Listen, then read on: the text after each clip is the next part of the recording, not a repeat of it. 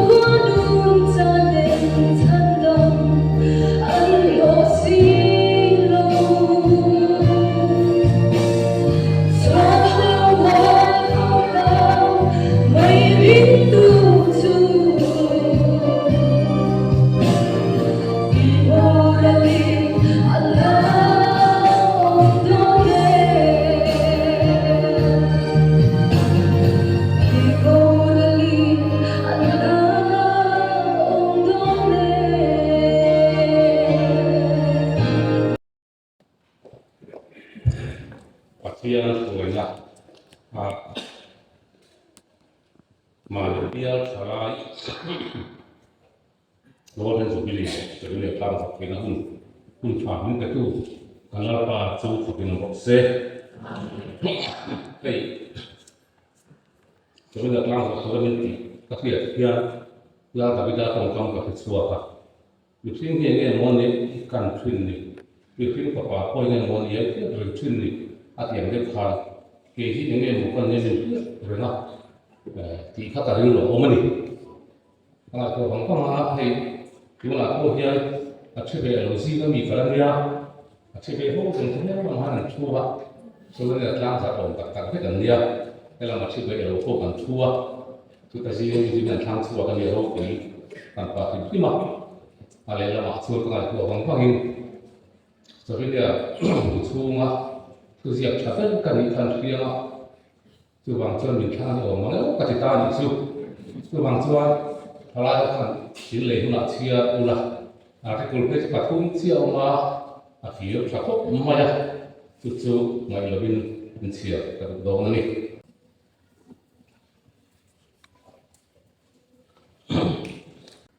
mà mình Bial golden jubilee sang đi sớm tama sabenia chú nãy hiền cái bài thơ sang này kia là lịch sử mình làm sao đấy phát hiện thế là không phải đó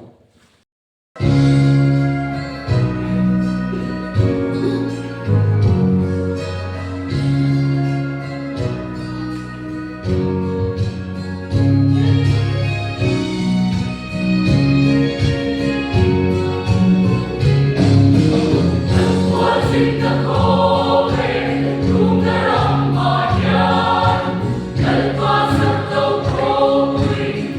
để không bỏ lỡ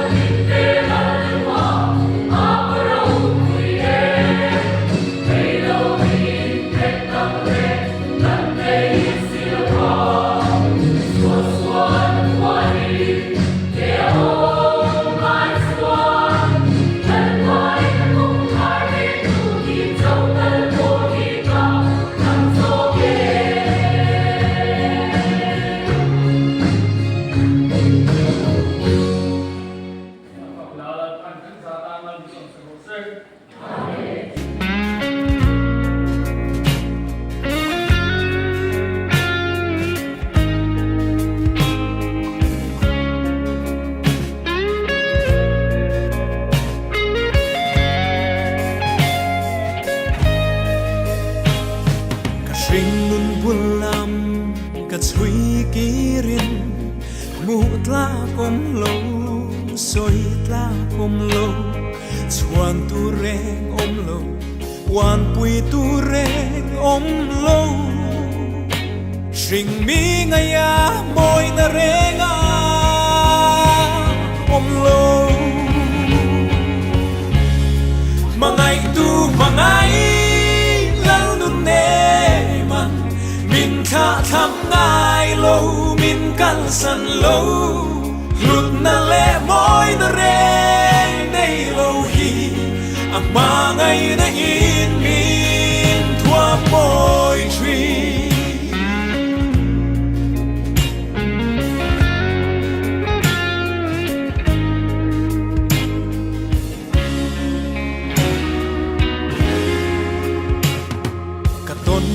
Ring nun be don kha kha katan hiano alo tra e kwal chia kerin dong a nun vak vai ril dram kha a thang lo thei lo se ani